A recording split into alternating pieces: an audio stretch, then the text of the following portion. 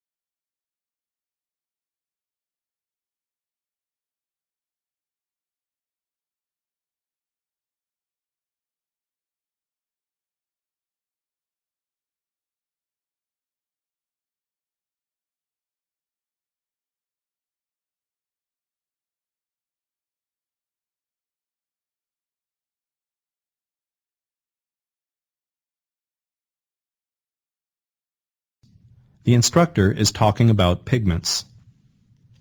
Whether you're working with oil, tempera, or watercolor, it's the pigment that gives the paint its color. A pigment can either be mixed with another material or applied over its surface in a thin layer. When a pigment is mixed or ground in a liquid vehicle to form paint, it does not dissolve but remains suspended in the liquid. A paint pigment should be a smooth, finely divided powder. It should withstand the action of sunlight without changing color. A pigment should not exert a harmful chemical reaction upon the medium or upon other color pigments it is mixed with. Generally, pigments are classified according to their origin, either natural or synthetic. Natural inorganic pigments, also known as mineral pigments, include the native earths such as ochre, yellow iron oxide, and raw umber, brown iron oxide. Natural organic pigments come from vegetable and animal sources. Some examples are indigo from the indigo plant, and Tyrian purple, the imperial purple the Romans prepared from a shellfish native to the Mediterranean. Today, many pigments are synthetic varieties of traditional inorganic and organic pigments. Synthetic organic pigments provide colors of unmatched intensity and tinting strength. The synthetic counterparts of the yellow and red earths are more brilliant, and if well prepared,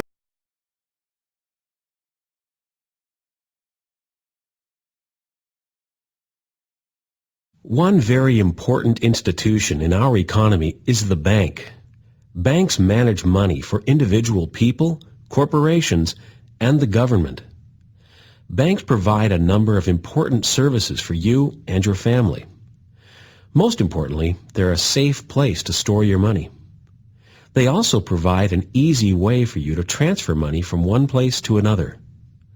When you write a personal check, the check authorizes the bank to give your money to the person or business whose name is on the check.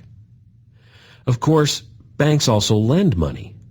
Ordinary people take out bank loans for a number of reasons: to pay for college, to buy or remodel a home, to start or expand a business, and so forth. Banks provide these services to individuals. However, their main function is to lend large sums of money, for example, to corporations. When people or corporations borrow money from a bank, they must, of course, pay interest, a percentage of the money they borrowed. Banks pay interest on the money they hold and charge interest on the money they lend. For a bank to make a profit, it has to collect more interest than it pays out. Sometimes banks invest money as well as lend it. To invest money means to put it into a corporation or some other project. For example, building a housing complex or doing medical research in exchange for a share of the profits. Most businesses need loans and investments at some time, and banks are an important source of both. You might wonder what would happen if all the people with money in a bank wanted to take their money out at the same time. I mean, how would the bank be able to give everyone their money if it had lent out or invested most of it? In fact, this can be a serious problem for banks. They count on the fact that most people won't want their money for a long time once it's deposited. That leaves the bank free to lend or invest the money.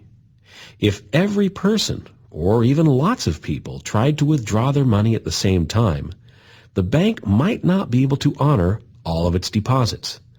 This causes some banks to fail or go bankrupt.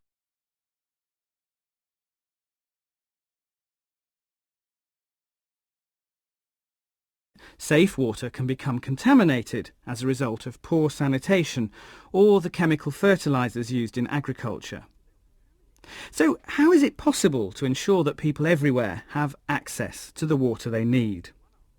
Well, one answer is to build dams. But of course, dams don't provide a straightforward solution. They may supply energy and fresh water to those who live nearby, but there's often a price to pay. In some cases, millions of people are forced to leave their homes before the area is flooded. In other cases, the people who live downstream may suddenly find themselves without the water they once enjoyed. When we bear in mind factors like these, we begin to understand how water issues can lead to political disagreement and other tensions.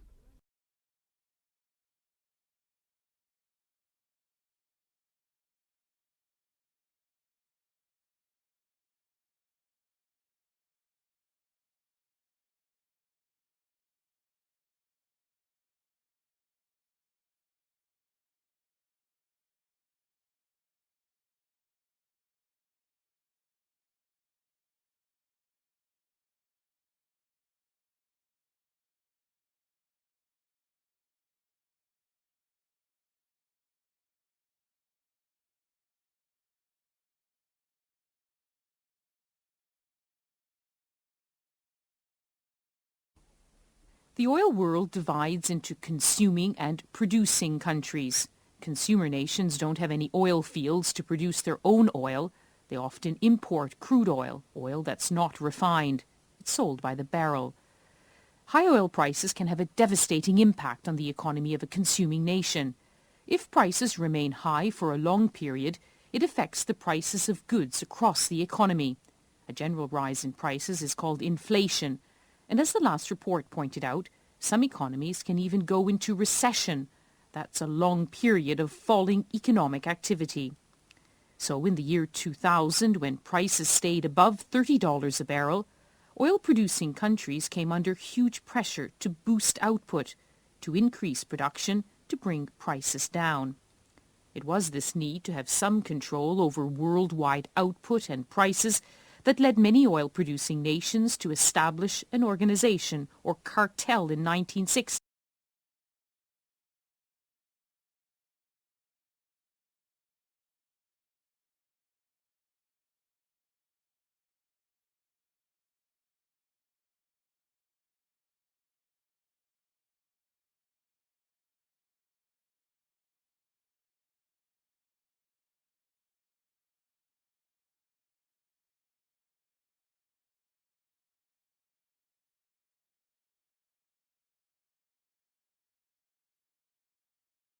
Successful communication isn't just a question of getting the language right. It's also a question of using language that's right for the situation. And what's right for the situation will vary according to the things that people in a culture think are important. But language, our verbal communication, is only one way we have of communicating. We also communicate non-verbally. We use body language. We vary the sound of our voices to express emotions like surprise or anger. Our faces can communicate all sorts of things, as can our eyes.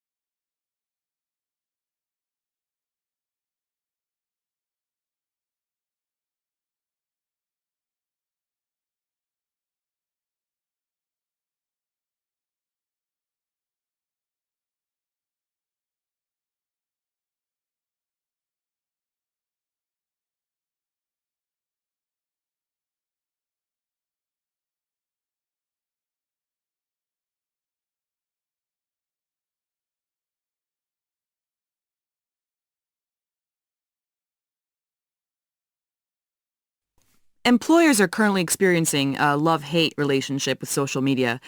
Some are using it to their advantage. They're reaching more customers, increasing sales, and improving their brand image through social networking sites. They're also using them for recruitment. On the other hand, many employers continue to see the bad side of social media and believe that it poses a threat to their business. Negative comments online can damage a brand, and employers also worry that employees might spend too much time online during working hours, stopping them from working effectively and completing all their tasks. But this problem provides employers with an opportunity. Employees who spend a lot of time on social networking sites do it because they're bored. They don't feel challenged and want to fill their time. This suggests that employers should take a more active role in providing development opportunities for their staff and setting new goals. This way, They can benefit from the advantages of social media without experiencing the difficulties.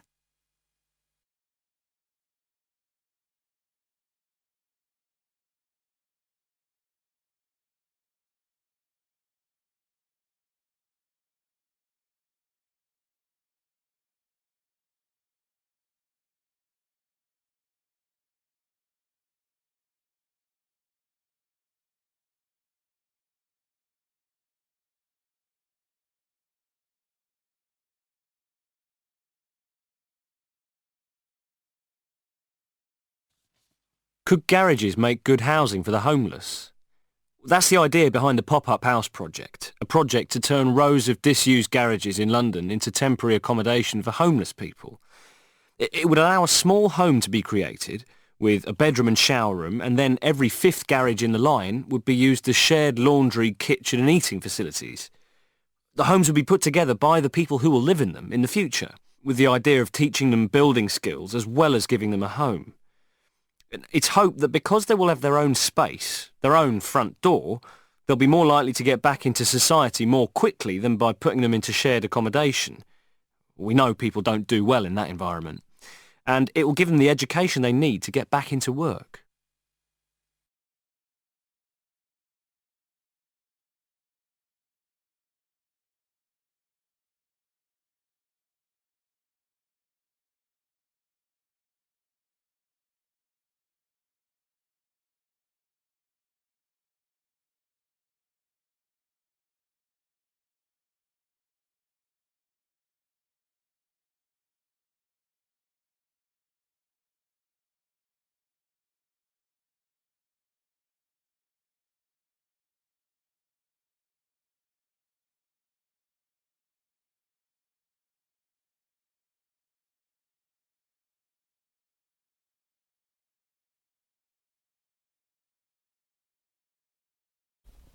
I have a problem with my political science class.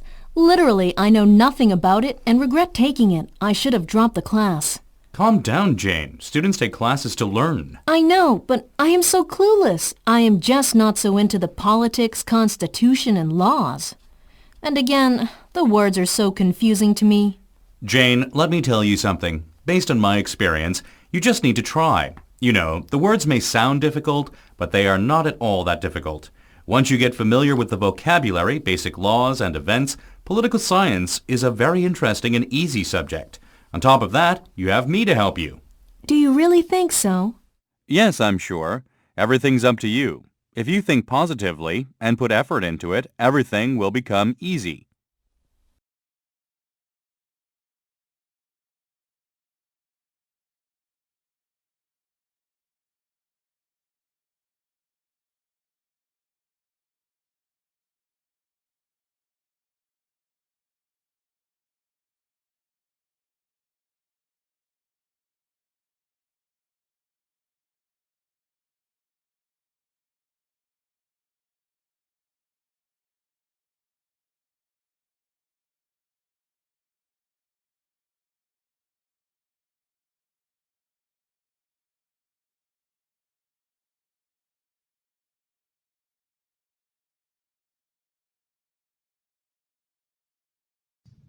The professor is discussing humor and laughter.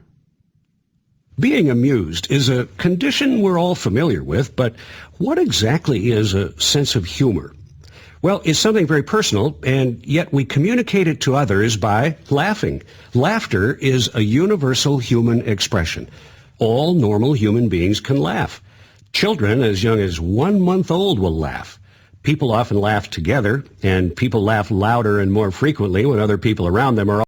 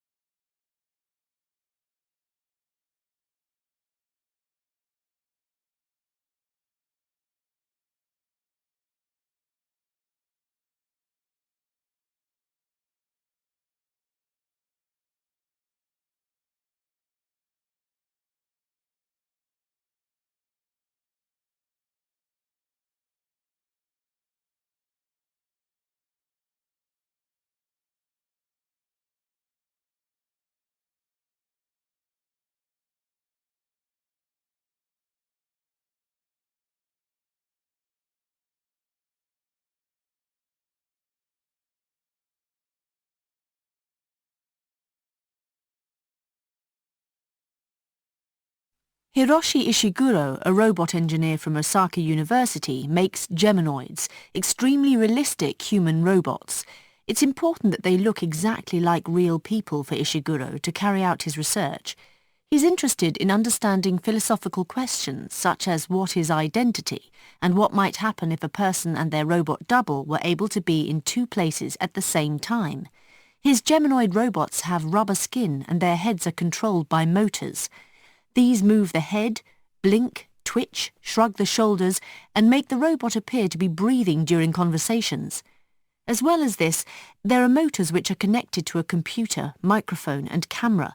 These scan the controller's voice and face movements, then send messages back to the robot, which copies them. The robot's body and skin stop at his chest, though, and he has no robotic legs, so you won't see him.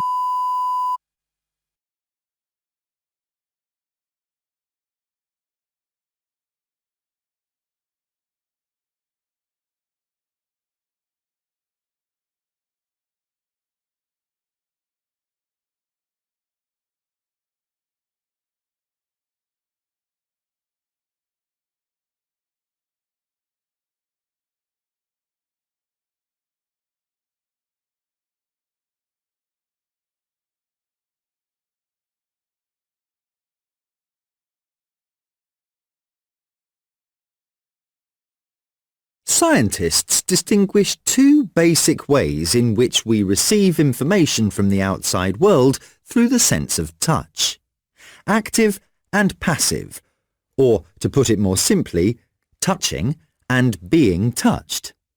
Being touched, or passive tactile awareness, includes sensing external pressure and temperature acting on parts of the body, and this gives us clues as to the nature of our environment. Active touching is when we explore our surroundings with our hands, feet, mouth, and so on. Because it's difficult to guess what some objects are really like with the eyes alone, for example, their weight, hardness or softness, roughness or smoothness, etc., touching them gives us a much fuller understanding of the objects around us.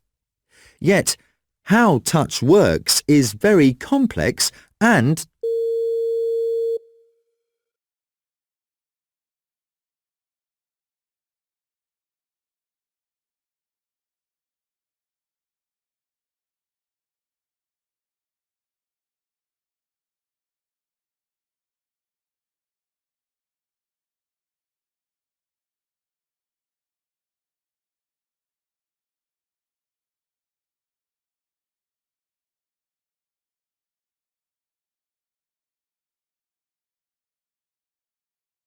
According to a study in the Proceedings of the National Academy of Sciences, reducing global carbon emissions should begin at home. Even if politicians manage to pass climate change legislation, it could be years or even decades before those policies start to make a difference. In the meantime, scientists say, there are things we can all do to shrink our carbon footprint. You've heard most of them before, everything from insulating your home and using low-flow shower heads to driving more efficient vehicles and carpooling to the office. But these things really work.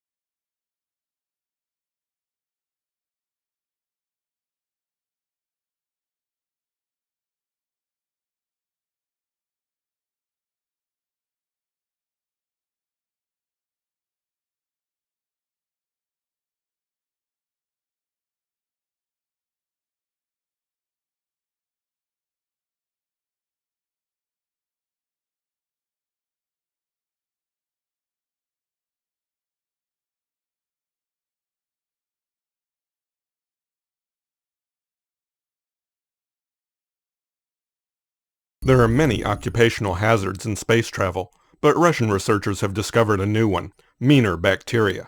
Scientists launched colonies of bacilli and E. coli into space, and found they undergo significant changes, and not good ones either.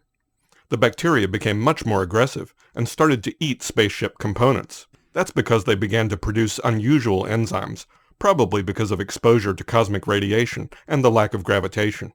The study on board the Mir and Photon 2 spaceships found that the changes occur even during short flights of 10 to 14 days. The bacteria change size and shape, and their DNA changes too. Some genes that are dormant on Earth switch on, producing the enzymes.